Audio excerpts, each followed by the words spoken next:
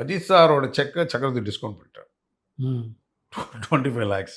Ajith sir வந்து அந்த check வந்து இது பூஜைக்கு முன்னாடி வாங்கி கொடுத்துடணும், அதான் கண்டிஷன்.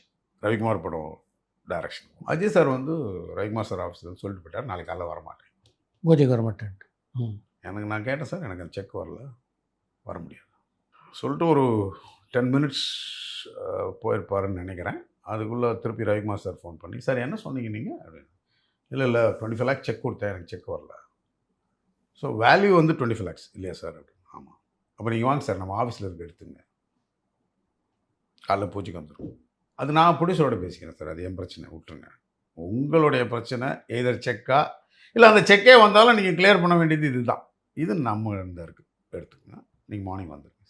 அப்புறம் அஜய் சார் வந்து இல்லை நீங்களே அந்த ரிஸ்க் எடுக்கணும்னு நினைக்கிறப்போ நான் எடுக்கிறதில்ல, தப்பு கிடையாது அப்படின்னு சொல்லிட்டு வந்தார். அப்படி நெக்ஸ்ட் டே நம்ம கொடுத்துட்டோம்.